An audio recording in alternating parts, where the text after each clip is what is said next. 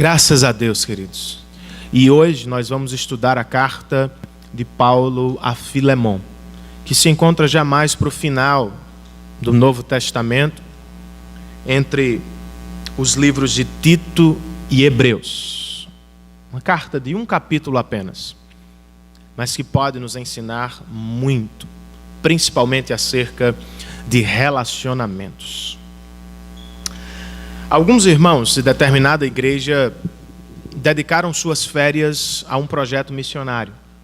E, além de evangelizar a região onde estavam, eles trabalharam na construção de uma nova base missionária. O pastor da igreja, líder da missão, recebeu a tarefa de cortar madeira, o que ele não sabia fazer. Recebeu nas mãos uma serra elétrica para cortar madeiras. E ele começou sem jeito, cortando pequenos pedaços de madeira. Mas com o passar dos dias foi ficando cada vez melhor. E ao término do projeto ele já cortava grandes troncos de árvores. E quando chegou em casa, pensando na missão e se lembrando dos grandes troncos, ele escreveu um pensamento. Ele disse: temos aqui uma foto, um retrato do poder do pecado na destruição dos nossos relacionamentos. Começamos com pequenos cortes, mas com o passar do tempo, vamos ficando cada vez melhores. E acabamos por derrubar grandes amizades, grandes parcerias, grandes relacionamentos. Não é assim que acontece conosco também? Por vezes acho que somos muito parecidos com Eduardo Mãos de Tesoura. Você se lembra dele? Ao nos aproximar das pessoas que mais amamos, por vezes o que mais fazemos é ferir, cortar, machucar, destruir amizades e relacionamentos. O que fazemos se percebemos que ferimos outras pessoas? O que fazemos se é o nosso coração que se acha aqui ferido hoje? O que fazemos se vemos diante dos nossos olhos pessoas ferindo umas às outras? Com esta pequena carta, Paulo nos apresenta uma grande ajuda para os nossos relacionamentos. E a ajuda se chama perdão. Através de 3 retratos do perdão, Paulo vai nos desafiar a praticar, a receber e a promover o perdão de Deus, que um dia também recebemos em Cristo Jesus. Vamos ler a carta de Paulo a Filemon? O texto inspirado nos diz o seguinte: Paulo, prisioneiro de Jesus Cristo, e o irmão Timóteo, a você, Filemon, nosso amado cooperador, a irmã Áfia, a Arquipo, nosso companheiro de lutas, e a igreja que se reúne com você em sua casa. A vocês, graça e paz da parte de Deus nosso Pai e do Senhor Jesus Cristo. Sempre dou graças a meu Deus, lembrando-me de você nas minhas orações, porque ouço falar da sua fé no Senhor Jesus e do seu amor por todos os santos. Oro para que a comunhão que procede da sua fé seja eficaz no pleno conhecimento de todo o bem que temos em Cristo. Seu amor me tem dado grande alegria e consolação, porque você, irmão, tem reanimado o coração dos santos. Por isso, mesmo tendo em Cristo plena liberdade para mandar que você cumpra o seu dever, prefiro fazer um apelo com base no amor. Eu, Paulo, já velho, e agora também prisioneiro de Cristo Jesus, apelo em favor de meu filho Onésimo, que gerei enquanto estava preso. Ele antes lhe era inútil, mas agora é útil, tanto para você quanto para mim. Mando-o de volta a você, como se fosse o meu próprio coração. Gostaria de mantê-lo comigo para que me ajudasse em seu lugar enquanto estou preso por causa do Evangelho. Mas não quis fazer nada sem a sua permissão, para que qualquer favor que você fizer seja espontâneo e não forçado. Talvez ele tenha sido separado de você por algum tempo, para que você o tivesse de volta para sempre, não mais como escravo, mas acima de escravo, como irmão amado. Para mim ele é um irmão muito amado, e ainda mais para você, tanto como pessoa quanto como cristão. Assim, se você me considera companheiro na fé, receba-o como se estivesse recebendo a mim. E se ele o prejudicou em algo, ou lhe deve alguma coisa, ponha na minha conta. Eu, Paulo, escrevo de próprio punho. Eu pagarei, para não dizer que você me deve a própria vida. Sim, irmão, eu gostaria de receber de você algum benefício por estarmos no Senhor. Reanime o meu coração em Cristo. Escrevo-lhe, certo de que você me obedecerá, sabendo que fará ainda mais do que lhe peço. Além disso, prepare-me um aposento, porque, graças às suas orações, espero poder ser restituído a vocês. Epáfras, meu companheiro de prisão por causa de Cristo Jesus, envia-lhe saudações, assim como também Marcos, Aristarco, Demas e Lucas, meus cooperadores. A graça do Senhor Jesus Cristo seja com o espírito de todos vocês. Vamos orar, queridos, mais uma vez? Senhor, muito obrigado pela rica oportunidade que temos na manhã deste domingo. Poderíamos estar em qualquer outro lugar. Poderíamos, talvez, estar dormindo. Mas aprouve ao Senhor nos levantar e nos trazer a este lugar, para juntos fazermos um culto ao nosso Deus. E dizer, mais uma vez, no dia do Senhor, que nós o temos por precioso e por valioso. Muito obrigado ao Senhor pelas canções que deixamos diante de Ti, pelos nossos irmãos que nos lideraram na adoração. Pedimos que agora o Senhor nos ajude a entender a Tua palavra e a responder prontamente ao que o Senhor falará aos nossos corações. Pedimos a assistência do Teu Espírito para o que prega a Tua palavra, para aqueles que recebem a Tua palavra. Que em tudo o nome de Jesus Cristo seja glorificado e que sejamos hoje mais parecidos com o nosso Salvador. É assim que oramos, pelos méritos, pelos feitos e pelo valor da pessoa de Jesus Cristo. Amém e amém.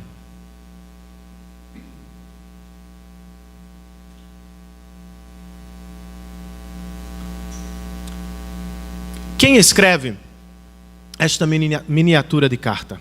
O verso 1 que acabamos de ler nos diz que foi Paulo, prisioneiro de Cristo Jesus, e o irmão Timóteo.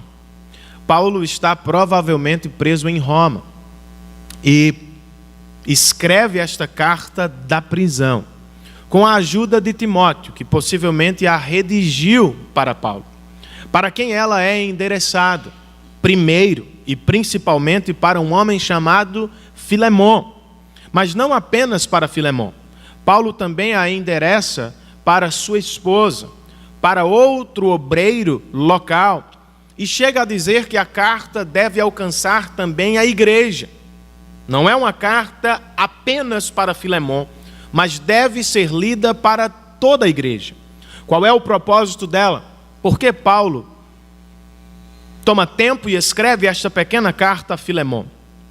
E como ela termina abençoando a igreja? Paulo escreve esta carta, irmãos, porque ele quer promover a restauração dos relacionamentos. Ele escreve esta carta porque ele quer ver o perdão de Deus agindo e transformando a vida de Filemão em primeiro lugar e, consequentemente, dos irmãos que se reúnem em sua casa. A grande mensagem da carta está aqui. na dinâmica do perdão que todos nós precisamos viver. Ora oferecendo, ora recebendo e ora promovendo o perdão ou a restauração dos relacionamentos das pessoas que nos cercam. E embora tenhamos aqui, se você contar em casa, você vai perceber 12 pessoas que aparecem ao longo da carta, principalmente na saudação inicial e na saudação final. Eu quero destacar apenas 3, porque como escreve Mark Dever, estas 3 pessoas são os retratos mais perfeitos do perdão nesta carta. É como se Paulo tivesse congelado uma situação real da vida. E aqui ele nos desse um relance do que deve acontecer entre os irmãos. Quais são os retratos do perdão que temos aqui? E como eles podem abençoar a nossa vida cristã? Eu listei os 3 retratos do perdão desta carta no nosso boletim informativo. Você tem o esboço da mensagem na 2ª página do nosso boletim. Você pode acompanhar e, se quiser, fazer anotações. Logo abaixo, nós produzimos perguntas para reflexão. E a seguir temos alguns livros que indicamos ao longo do mês. Um deles eu estou usando hoje para a reflexão da manhã, que é o livro do Dr. Mark Dever. Mas há outros textos. Então, voltando à mensagem, quais são os retratos do perdão que percebemos na carta e como eles podem nos ajudar? O primeiro retrato do perdão que temos aqui, irmãos, é o retrato de Filemon. Filemon é o retrato de alguém que pode oferecer perdão. Filemon é o retrato de alguém que está na posição de perdoar outra pessoa. Depois da sua saudação habitual, o apóstolo Paulo faz 2 orações por Filemon. Uma oração é de gratidão e a segunda é de intercessão. A oração de gratidão se encontra nos versos 4 e 5. E eu queria que você voltasse ao texto comigo. Paulo diz assim: sempre dou graças a meu Deus, lembrando-me de você nas minhas orações. Por quê? Porque ouço falar da sua fé no Senhor Jesus e do seu amor por todos os santos. Por que Paulo dá graças ao Senhor?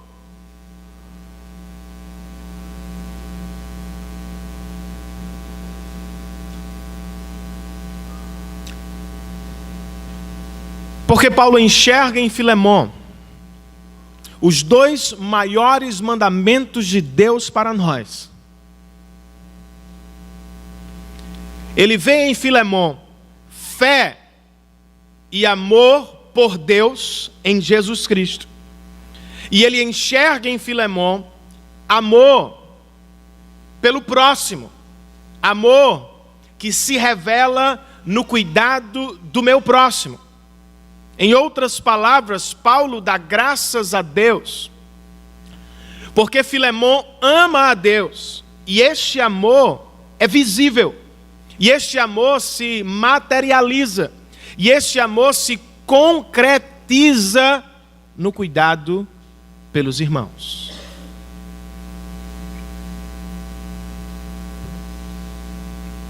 Na prática, como é que isto acontece? O verso 2 nos diz que Filemon tem uma igreja em sua casa, irmãos. E isto indica hospitalidade e comunhão. É fácil ter uma igreja em sua casa. Pessoas que se reúnem semanalmente, mais de uma vez na sua casa. Há no coração dele um amor por Deus, que se revela no receber seus irmãos. O verso 7 do nosso texto nos diz que o seu amor, o amor de Filemon, me tem dado grande alegria e consolação, porque você, irmão, tem reanimado o coração dos santos. A casa dele não é apenas um local de adoração e de comunhão. A casa de Filemon se tornou para a região um spa evangélico. As pessoas vão à casa dele para receber refrigério. ânimo, cuidado. Paulo dá graças a Deus por isso. Porque o amor de Filemon por Cristo é visível, é materializado no cuidado dele por todos os santos. Depois de dar graças ao Senhor em sua primeira oração, ele faz uma segunda oração, agora uma intercessão, um tanto quanto difícil de ser vivida. E ela se encontra no verso 6 do nosso texto. Oro, diz Paulo, para que a comunhão que procede da sua fé seja eficaz no pleno conhecimento de todo o bem que temos em Cristo. Qual é a ideia por trás da intercessão? Paulo está dizendo, irmão Filemon, eu dou graças a Deus, porque você realmente ama os irmãos. Você os recebe em casa, você cuida deles. E a fama do seu amor tem corrido às igrejas e chegado a Roma. Mas agora eu quero lhe pedir algo muito mais difícil e pessoal. Eu quero interceder para que o seu amor seja agora eficaz para perdoar alguém que o feriu, alguém que lhe causou danos e perdas consideráveis. Eu sei que você cuida dos outros. Agora eu quero orar e pedir a Deus para que você receba alguém que o feriu e que lhe causou danos. Que este seu amor pelos outros se torne o amor por aquele que machucou o seu coração. Por isso eu intercedo por você. Que o pleno conhecimento do Evangelho seja eficaz nesta restauração. E quem é este que feriu o coração de Filemon e que, portanto, precisa do seu perdão? Versos 9 e 10. O apóstolo nos diz: prefiro fazer um apelo com base no amor. Eu, Paulo, já velho e agora também prisioneiro de Cristo Jesus, apelo em favor de meu filho Onésimo, que gerei enquanto estava preso. Filemon, eu sei que você cuida das pessoas e eu sei que você promove a restauração dos relacionamentos das pessoas, mas agora eu quero pedir por você. Eu oro a Deus para que a sua fé e o seu amor sejam eficazes no oferecer o perdão àquele que feriu o seu coração. Eu oro a Deus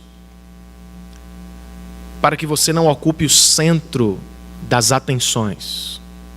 Ele é conhecido por seu amor abnegado. Ele ama a Deus amando o próximo.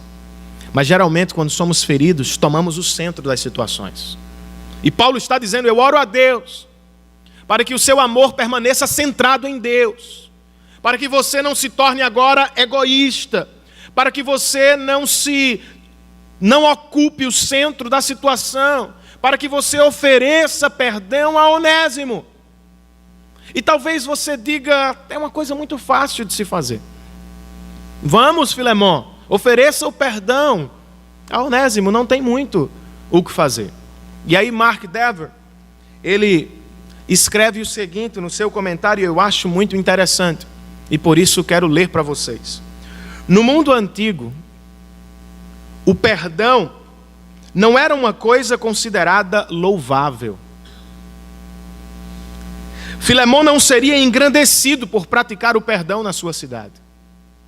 O fato de perdoar Onésimo seria visto como uma demonstração de fraqueza. Poderia trazer vergonha sobre a sua vida diante dos conhecidos, por tratar um empregado que fugiu dessa maneira. E talvez Filemon se preocupasse com o fato de que sua indulgência estimulasse Onésimo a perceber seus crimes de forma leviana. Talvez isso encorajasse outros a seguir o exemplo de Onésimo e os fizesse pensar que também escapariam com facilidade. Além disso, diz Dever, não podemos adivinhar o que se passa na mente de Filemon. Ele é uma daquelas almas que sente cada erro de forma penetrante e cada injustiça como uma chicotada. Ainda assim, Paulo ora e intercede por seu irmão Filemão, esperando que haja no coração dele perdão. Porque ele é o retrato de alguém que pode oferecer perdão. Será que nos parecemos com Filemão? Será que hoje nós ocupamos a mesma posição? Será que também temos a oportunidade de oferecer perdão aos que nos feriram? Por que é tão difícil perdoar, irmãos? Por que temos tanta dificuldade com oferecer perdão aos que nos feriram? C.S. Lewis escreveu o seguinte: nós todos concordamos que o perdão é uma linda ideia, até o dia que precisamos colocá-lo em prática. E escrevendo a certo amigo, ele disse: finalmente consegui perdoar o professor da escola que tornou minha infância uma escuridão. Isso é o professor, escritor C.S. Lewis. Depois de 30 anos de vida cristã, ele diz: eu finalmente perdoei o professor que tornou minha infância uma escuridão. Ele viveu em uma escola interna e sofreu na mão de um professor. E ele guardou isso por 30 anos de conversão. E antes que o seu amigo pudesse julgá-lo, ele escreveu: não se esqueça de duas coisas. Eu não sou um anjo. Eu sou um homem cheio de emoções e de pecados. E lembre-se de outra coisa. O problema não é não conseguir perdoar. O problema do cristão é não desejar perdoar. Porque se desejamos e não conseguimos, escreveu Lewis, nós estamos seguros. Porque Deus sabe do que queremos. E Ele também sabe o que não conseguimos. Se é assim que nos encontramos hoje, a partir deste texto, com dificuldades para perdoar, eu penso que nós temos dois conselhos práticos. Você luta com o perdão, com o oferecer perdão ao outro, o que faz? Segundo esta primeira parte do texto, eu acho que há dois conselhos práticos. O primeiro é: mantenha-se focado em Deus. É o que Paulo pede para Filemão. Ele tem uma vida abnegada. Ele fez de Cristo o centro da sua vida e dos seus irmãos o centro do seu amor. Mas ele é tentado agora a voltar para o centro e revelar então um amor egoísta. É o que acontece conosco. Quando somos alvo dos sofrimentos, do pecado dos outros, geralmente nós pensamos muito em nós mesmos. Como sofremos, como estamos feridos, e como é difícil dar o perdão àqueles que nos feriram. Qual é o conselho de Paulo a Filemão e a você?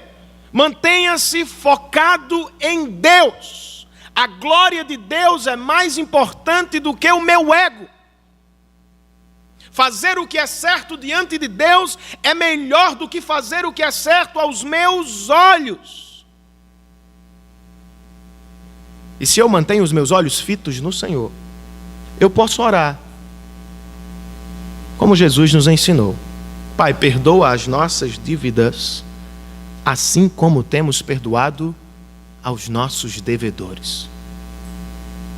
O Dr. David Garland, comentando a oração de Jesus e também a carta de Paulo a Filemão, diz o seguinte: o perdão de Deus não depende do nosso perdão, mas não podemos esperar receber o que não estamos dispostos a dar.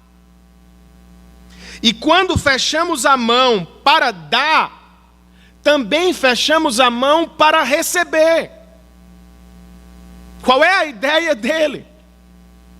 Se você abriu a mão para receber o perdão de Deus em Cristo Jesus, a mantenha aberta para dar o perdão que recebeu em Cristo Jesus.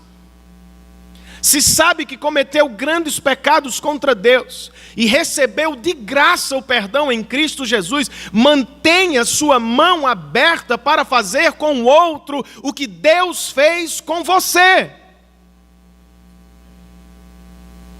Posso ouvir um amém mais forte? Então se preocupe menos com você na situação, e menos com o seu sofrimento, menos com o seu choro, e mais com a glória de Deus. Segundo conselho prático que percebo aqui nesta primeira parte do texto: quer viver o perdão, mas tem dificuldades? Não se deixe influenciar pelo seu mundo e os seus valores. Não era louvável perdoar para Filemão. Ele seria ridicularizado no mercado.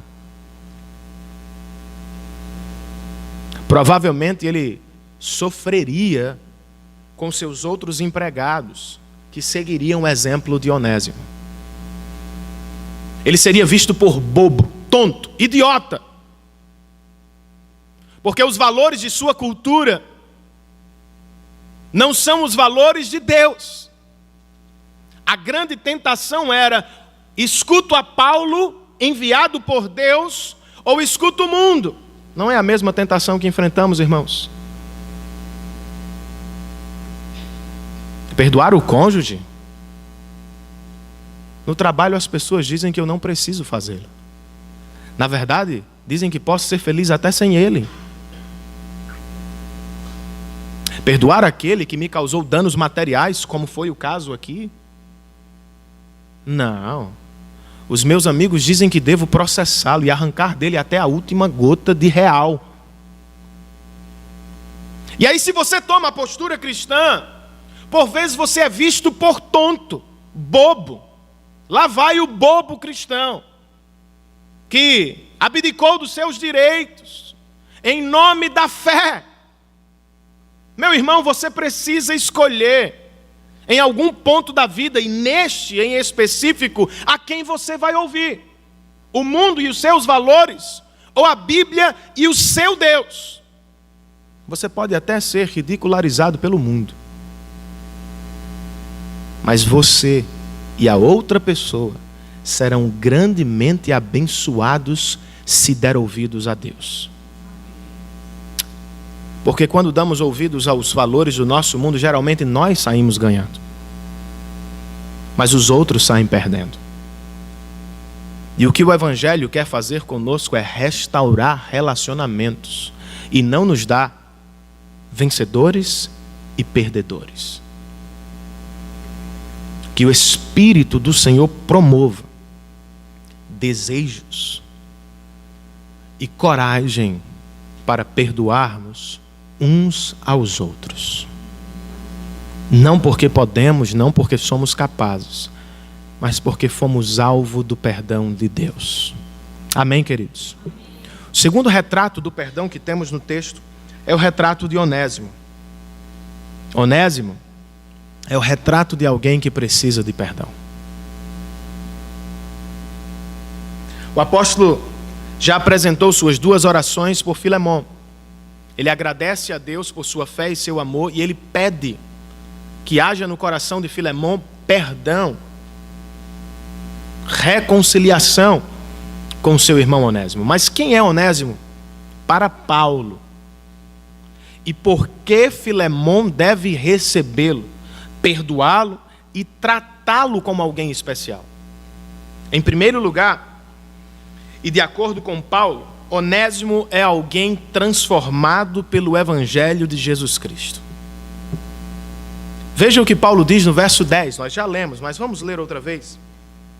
Apelo em favor de Onésimo, meu filho, que gerei enquanto estava preso. Eu quero chamar a sua atenção para duas notas importantes que estão aqui neste verso. A primeira delas é que o evangelho não está preso. Paulo está preso. O evangelho está livre. As cadeias de Paulo não diminuíam os frutos do seu ministério. Eu e você paramos com qualquer problema que surge. Nos desanimamos por qualquer dificuldade que aparece. Aqui nós temos um homem de idade, preso por trás das grades, amarrado a um soldado romano, mas que não para de pregar o evangelho. Solto ou preso, Paulo libera a pregação do evangelho e ela faz o quê, irmãos? Transforma pecadores. Porque diz o texto que Onésimo foi gerado por Paulo enquanto estava preso. Onésimo provavelmente roubou algo de muito valor do seu patrão. E foi para Roma. Por que Roma? Porque Roma era uma grande cidade. Seria fácil se esconder nos guetos, nos subúrbios da capital. Ninguém vai me encontrar aqui.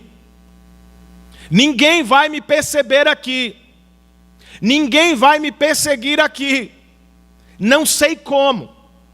Alguém o levou até Paulo. E quando ele esteve diante de Paulo, ele se encontrou com Cristo.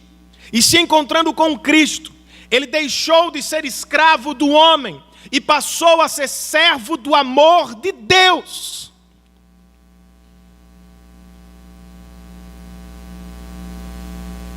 Porque ninguém se esconde dos olhos de Deus. Então Onésimo é alguém agora convertido. Mas ele é mais do que isso. Ao ser transformado pelo evangelho, Onésimo se tornou alguém valioso, irmãos. Ele é um ladrão. Mas aos olhos de Deus ele é valioso. Aos olhos de Paulo ele é precioso. No verso 10 Paulo chama de meu filho. No verso 12 Paulo diz: eu o mando de volta a você como se ele fosse o meu próprio coração. E no verso 13, o apóstolo diz: ele é tão importante para mim, que se pudesse, eu gostaria de mantê-lo comigo. No verso de número 16, Paulo diz: para mim ele é um irmão muito amado.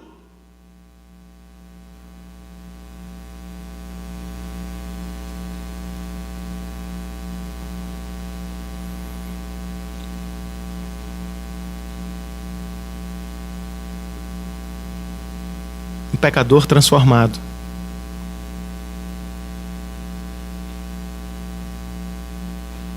Se torna valioso aos olhos de Deus.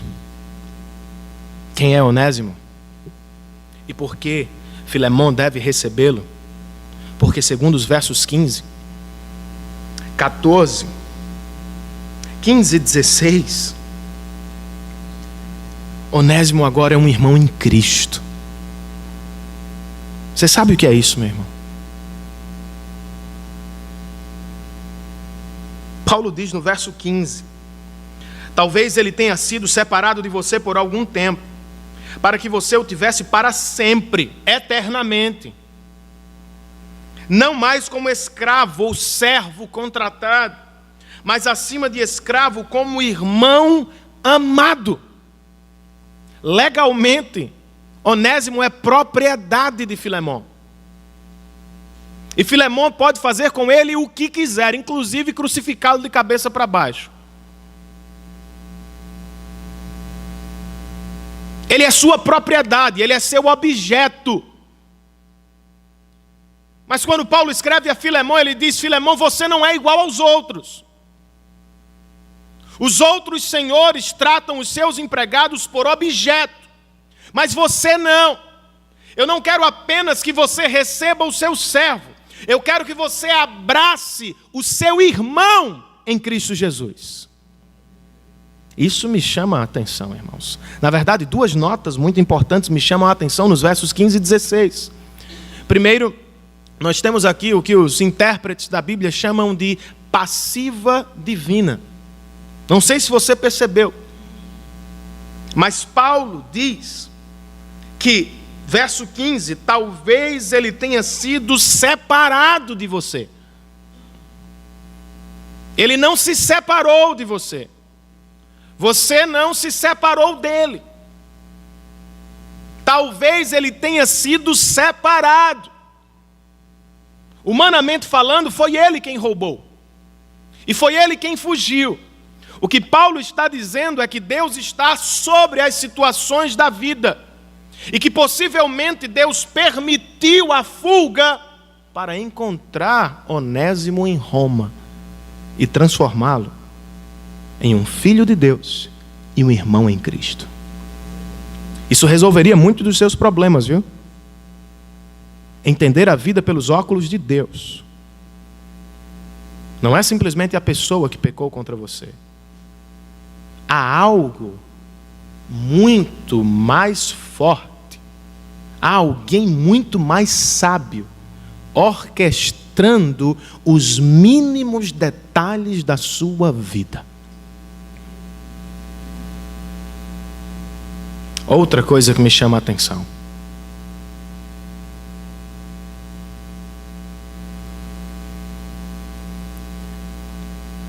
Paulo olha para este servo como um irmão em Cristo, irmão amado. Ninguém daria R$1 por ele. Culturalmente falando. Paulo diz, ele é meu irmão amado. E você deve recebê-lo como filho de Deus. E aí Dever, outra vez, escreve o seguinte: portanto, esse é Onésimo, o servo que roubou, fugiu e encontrou Paulo. E ao encontrar Paulo, encontrou Cristo e o caminho de volta para casa. Bem, Onésimo aparece na casa de Filemão com nada além de uma carta de Paulo nas mãos. Você consegue imaginar o ex-servo de pé à porta de entrada da casa do seu ex-patrão, quando esta foi aberta, precisando de perdão, sendo incapaz de ressarcir e sendo cuidado apenas por alguém que está em uma prisão longe dali?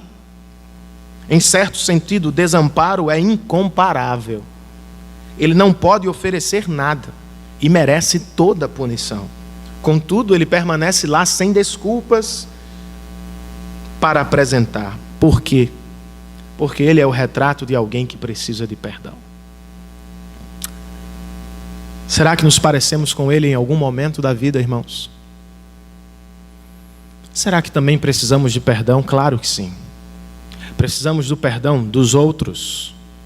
E precisamos principalmente do perdão de Deus.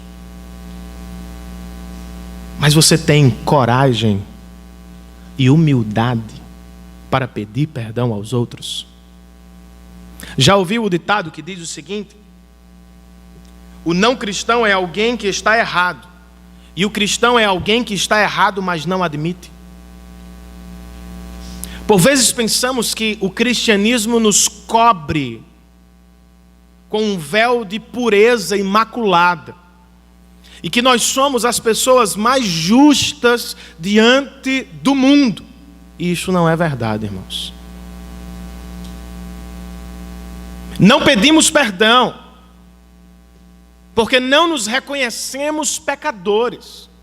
Nos achamos agora superiores, donos da razão, quase que perfeitos. Mas se o Evangelho alcançou o seu coração de verdade, você vai se enxergar pecador não apenas uma única vez.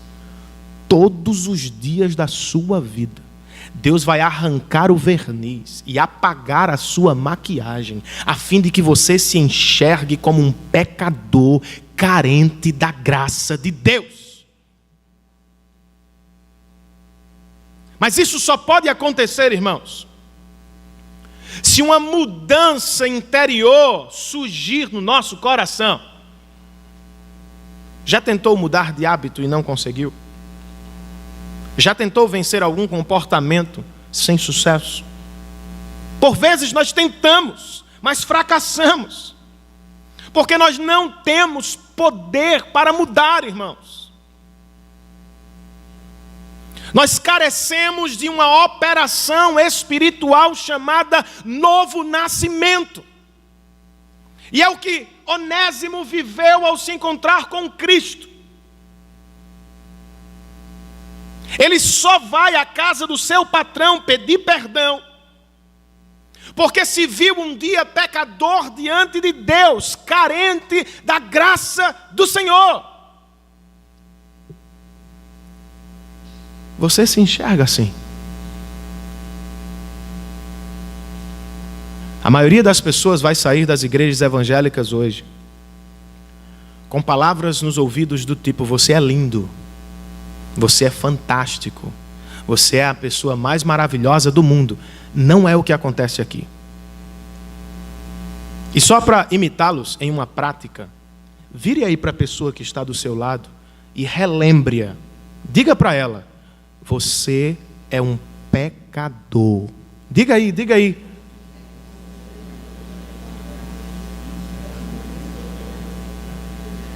Você pode ser bonitinho, pode estar bem vestido, pode até ter um bom cheiro porque se perfumou antes de sair de casa. Mas a verdade mesmo, é que se não fosse a graça salvadora de Jesus Cristo, nós estaríamos aqui podres, miseráveis, homens e mulheres que somos. Pecadores. Mas se não nos enxergamos assim, irmãos, como é que vamos pedir perdão aos outros? E essa é uma grande dificuldade. Mas não precisamos do perdão apenas dos outros, precisamos do perdão especialmente do nosso Deus. Você já o recebeu? Você já se sentiu perdoado por Deus em Cristo Jesus? Você conhece alguém que tem dificuldade em se perdoar, em esquecer, em deixar para trás? Por quê? Não é porque há um problema psicológico, é porque nós só podemos ser perdoados se formos perdoados por Deus. Mark Dever conta a história de uma garota que o procurou angustiada, porque havia feito um aborto. E ela, depois do aborto, se sentiu uma pessoa terrível. Mas seus amigos de universidade disseram: que é isso? Isso é uma sensação pós-parto que vai passar. Você não tem nada do que se envergonhar. Isso é normal. E, por acaso, ontem eu assisti um programa na TV com Sabrina. E a mãe estava com um problema sério de saúde, grávida. E, em dado momento, a médica meio que precisava escolher, sabe? E a mãe da mãe, a avó da criança, disse: eu quero a minha filha, não quero saber da criança. A médica, ainda bem, não seguiu o conselho daquela mulher, terminou salvando os dois, porque os dois eram seres importantes para o Senhor. Mas o fato é que essa menina foi a terapeutas que tentaram ajudá-la, mas nada conseguia resolver. Então ela tentou suicídio, porque a angústia tomou conta do seu coração. E pós tentativa de suicídio, ela foi ao gabinete pastoral levada por um amigo. E disse: pastor, eu me sinto culpada. Eu sei que realizei algo errado. Eu preciso resolver essa questão. E o pastor disse: não se trata de neurose. Você não pode apagar o que fez com afirmações positivas sobre quem você não é. Você precisa, jovem, do perdão de Deus. Porque em última análise, disse ele, todos os nossos pecados são contra Deus. Não podemos simplesmente nos perdoar. E não podemos nos justificar diante do que fizemos. Nós precisamos do perdão de Deus. E só o temos em Cristo Jesus, que morreu para pagar pelas nossas ofensas e nos conquistar o perdão do Senhor. Talvez seja isso que você precisa. Mas será que você acredita mesmo que o Senhor perdoou você? Certo pastor não acreditava. Tampouco acreditava em visões espirituais. Eu também tenho minhas dúvidas. Mas ele disse que certa vez conheceu uma irmã que frequentava a sua igreja e andava dizendo entre os irmãos que ela via Jesus. Ele chegou para a irmã e disse: irmã, deixe de besteira. Pare de inventar história. Que Jesus aparece para você coisa nenhuma. Ela disse: pastor, ele aparece. E então ele disse: pergunte a Jesus o que eu fiz nos anos de seminário. Quero mesmo ver se ele aparece para você. Dias depois, no culto matutino, chega a irmã. O pastor se aproxima e com um tom de ironia ele pergunta: e aí, Jesus apareceu? Ela disse: apareceu. E o que foi que ele disse, minha irmã? Pastor, ele disse que não se lembra mais. E mandou perguntar: por que você ainda se lembra? Por que você ainda se lembra? Porque o pecado ainda está sobre os seus ombros, curvando o seu coração e acabando com você. Você não acredita no perdão de Deus? Olhe para a cruz. Porque se Deus não estivesse interessado em nos perdoar, o seu filho não teria sido pregado naquele maldito madeiro. Se Deus não tivesse no coração a intenção de liberar você, libertar você, Jesus não teria sido exposto, envergonhado diante dos olhos da multidão. Ele foi. Porque Deus queria perdoar você. E Ele não o fez simplesmente virando os olhos, esquecendo da história. Ele fez resolvendo a história, crucificando o seu próprio filho.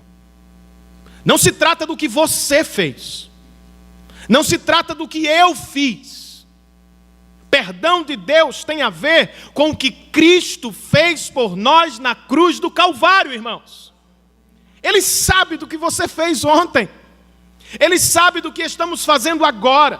Ele sabe de todos os nossos pecados futuros. Mas isso não nos coloca ou tira da presença de Deus. Ele não se esquece do que Cristo fez por nós na cruz do Calvário.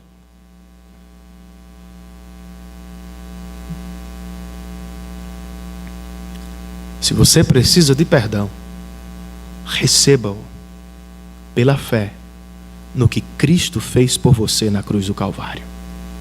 Amém, queridos? E para terminar, nós temos o terceiro retrato do perdão do nosso texto, que se encontra em Paulo. Paulo é o retrato de alguém que pode facilitar, promover o perdão. Como precisamos encarnar esta mensagem. Como é que Paulo facilita o perdão aqui, irmãos? Como é que ele encoraja o perdão e a reconciliação entre Filemon e Onésimo? Com o verso 17, que segundo David Garland é o clímax desta miniatura de carta, Paulo se apresenta como o objeto do seu apelo. Veja o que ele diz aí. Assim, Filemon, se você me considera companheiro na fé, receba-o como se estivesse recebendo a mim. Isso é identificação, irmãos. Eu saberei, Filemon, que você realmente me ama, se você receber a Onésimo como se estivesse recebendo a mim. David Garland escreve o seguinte, irmãos: não conseguimos imaginar Filemon tratando o apóstolo Paulo como se ele fosse um escravo. Mas será que podemos imaginar Filemon recebendo Onésimo como se ele fosse Paulo? É o que Paulo espera. Trate-o como se ele fosse o apóstolo Paulo. Ele se identifica com Onésimo. Mais do que isso, Paulo está disposto a gastar o seu dinheiro, irmãos, investir os seus recursos na reconciliação destes irmãos. Olha o que nós temos no verso 18. Grife isso na sua Bíblia. Medite sobre isto ao longo de toda a semana. Embora o 17 seja o central, eu acho que este 18 é o mais forte da carta. Porque Paulo diz o seguinte: se ele o prejudicou em algo, ou lhe deve alguma coisa, ponha na minha conta. Paulo não esconde o pecado de Onésimo. Ele não o varre para debaixo do tapete. Ele diz: Filemão, eu sei que ele causou danos. Eu sei que provavelmente ele levou seu ouro, sua prata, mas ele não tem mais. Ele não tem como pagar. Então eu me ofereço para custear os danos causados por Onésimo. Paulo é um presidiário, irmãos, que vive das ofertas das igrejas. Ele está disposto a deixar de comer para promover a reconciliação dos irmãos. E isto não é o que me chama a atenção, mas é o fato de Paulo desejar valorizar este homem, que não tinha valor para a sociedade romana. Além de empregado, comprado, havia roubado seu patrão. E Paulo diz: eu estou interessado, tão interessado neste homem, que sou capaz de pagar pela libertação dele. E a minha pergunta é: com quem Paulo aprendeu a carregar os pecados dos outros sobre os ombros? Com quem Paulo aprendeu, irmãos, a se colocar no lugar dos outros para oferecer perdão? Com Cristo. Paulo esteve um dia onde Onésimo está agora. Não tinha nada para oferecer a Deus. Não tinha como pagar por sua libertação e salvação. Mas Cristo tomou o seu lugar, se entregou como preço alto por sua vida e entregou nas suas mãos de graça o perdão, irmãos.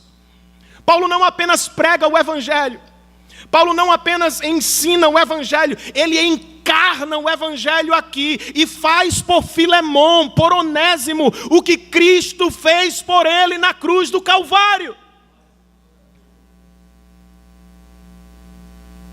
E para que Filemon tivesse certeza do que ele estava falando, ele escreve o verso 19.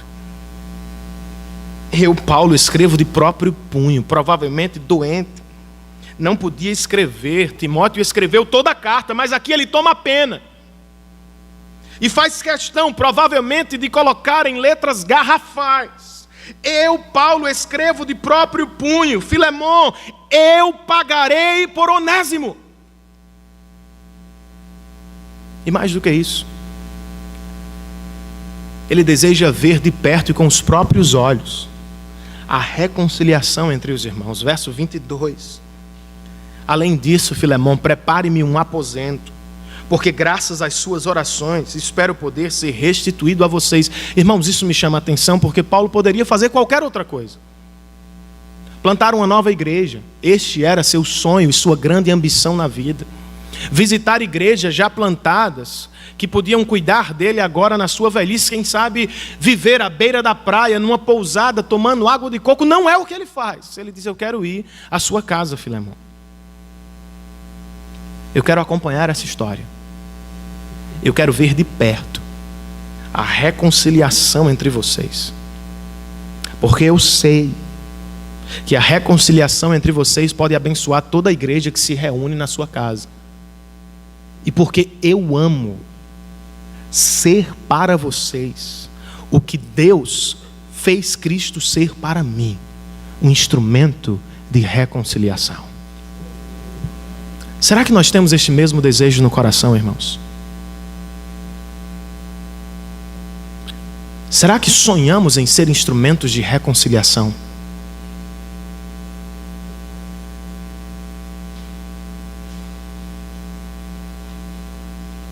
Em uma frase, se queremos ser instrumentos do perdão e da reconciliação de Deus, nós precisamos nos parecer mais com Jesus, irmãos. Porque é o que Paulo está fazendo aqui. Há uma semelhança entre Paulo, o pacificador, e Cristo, o mediador. E se nós queremos ser parecidos com Paulo, e portanto com Cristo, nós precisamos amar, desejar e nos esforçar por estar perto das pessoas e não longe delas. Paulo está preso, irmãos, mas está perto por meio de uma carta. Paulo está longe, mas se aproxima por meio do que escreve. Você é parecido com Paulo? Você se aproxima das pessoas para oferecer ajuda? Ou você prefere manter a distância porque não quer se envolver com a sujeira dos outros, com os problemas dos outros?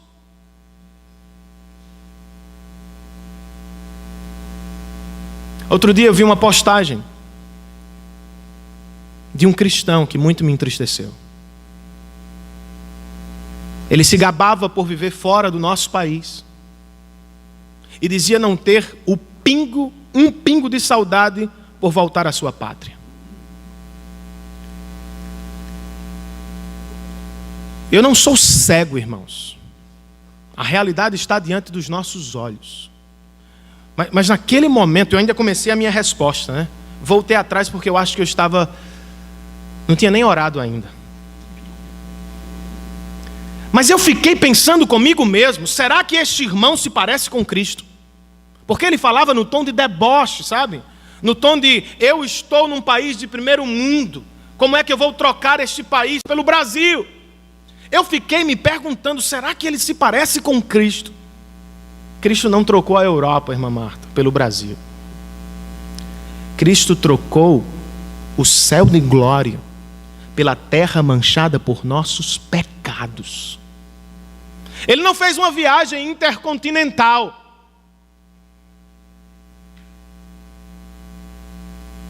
Ele veio de um mundo para o outro. Trocou o trono de glória pela cruz de sofrimento. Porque eu e você éramos importantes aos seus olhos e ele se aproximou. Não ficou longe.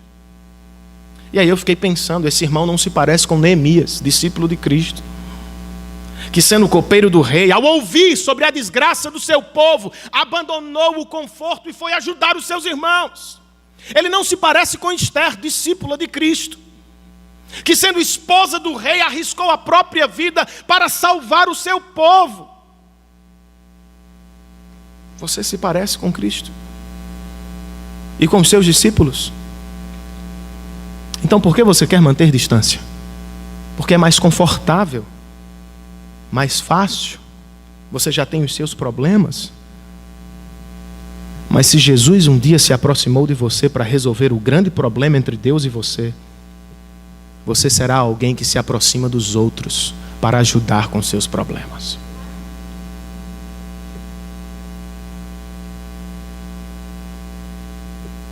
Se queremos ser instrumentos da reconciliação de Deus,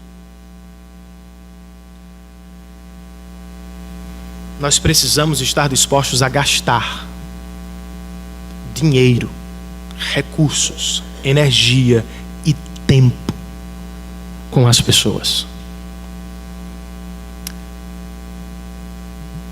Os restauradores de relacionamentos nos nossos dias ganham por isso.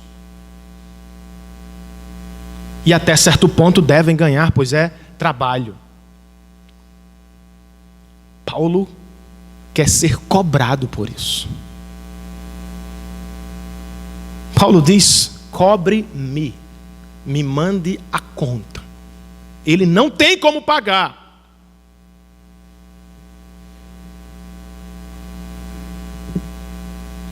Eu quero investir nisso, é importante para mim. Eu quero orar por isso, eu quero gastar tempo com isso, eu quero dar o meu dinheiro a isso.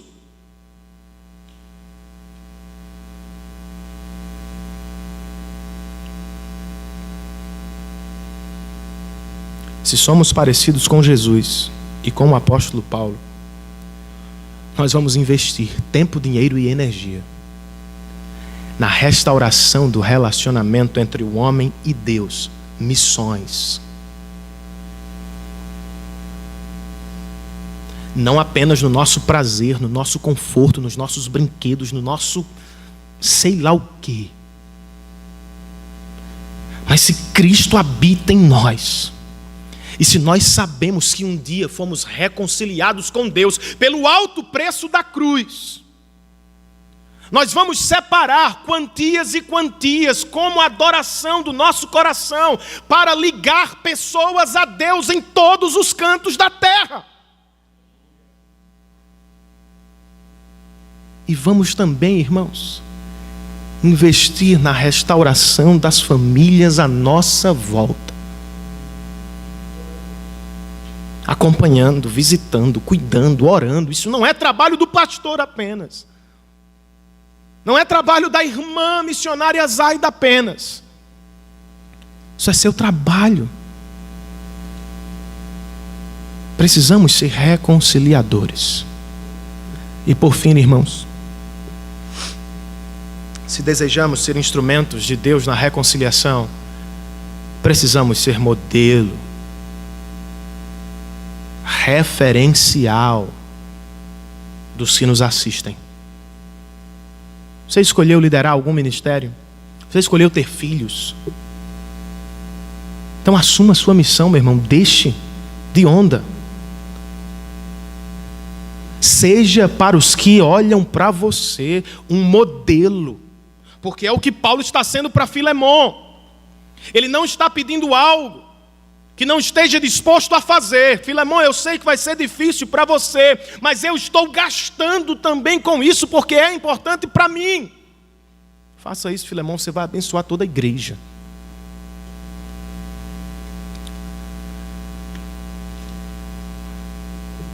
Seus filhos olham para você como pacificadores, como conciliadores, como pessoas que pedem perdão, recebem perdão, oferecem perdão, ou como pessoas rancorosas,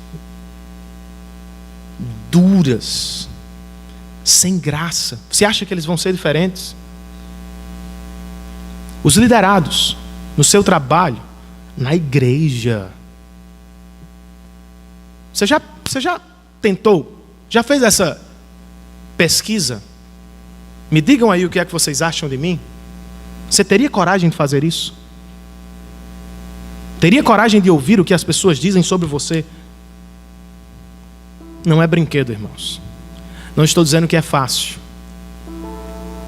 Enquanto preparava esta mensagem, eu me lembrei de uma situação na qual me senti exposto, diminuído e humilhado publicamente por um líder cristão. Não sei se você já viveu isso. Eu vivi isso num culto. E quando eu percebi que aquela pessoa estava falando de mim, eu me revoltei, naturalmente. Eu disse, rapaz, como é que esse camarada tem coragem? Eu estou querendo ajudar, mas ele está falando de mim. Meu Deus do céu, por que ele está fazendo isso comigo?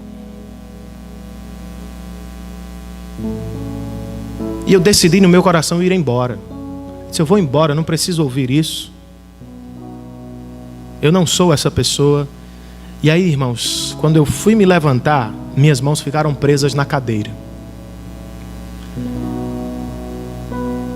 E 2 pensamentos subiram à minha mente. O primeiro deles foi: por que você não quer ser humilhado?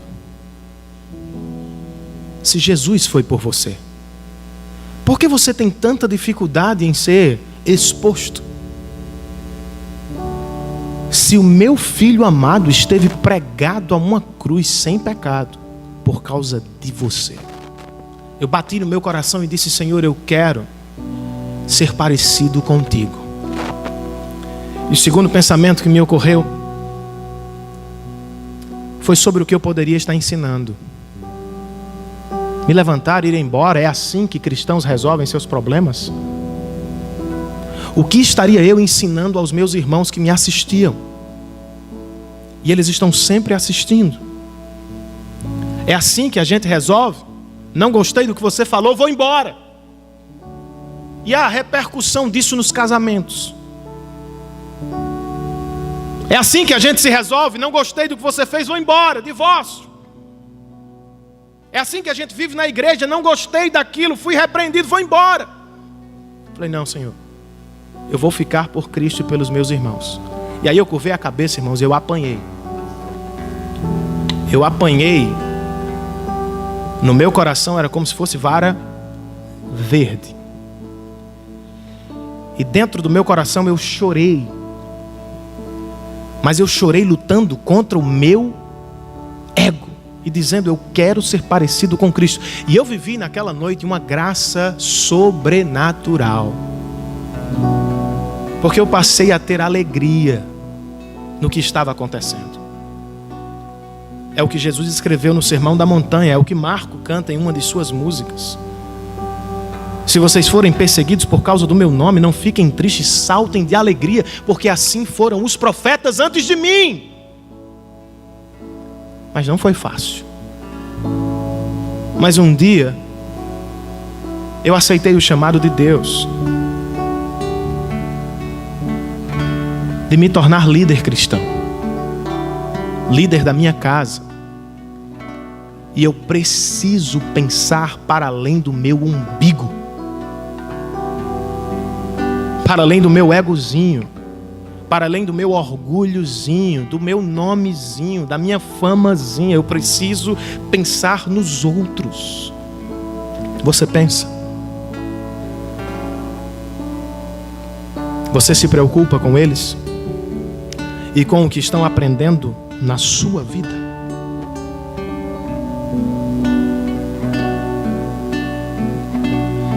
Você é bom na atividade de cortar, não árvores, mas pessoas. Se parece com Eduardo, mãos de tesoura. Feriu alguém que ama. Foi ferido por alguém que lhe é valioso. O que você faz quando as pessoas estão se cortando umas às outras? A grande resposta do nosso texto é o perdão. Mas na verdade nós não sabemos como o texto terminou. Não sabemos ao certo o que aconteceu. Não sabemos se Filemon recebeu Onésimo, entregou perdão, o recebeu como irmão em Cristo. Nós não temos isto registrado, irmãos.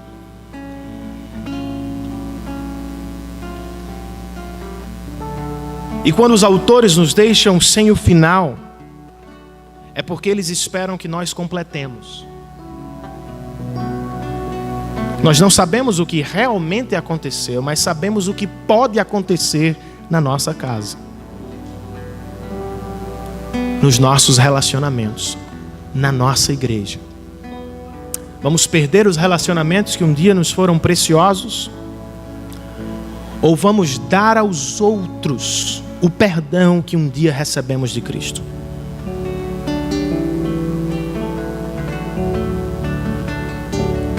O romance agitado de Victor Hugo, Os Miseráveis, não sei se vocês assistiram ou leram, retrata um homem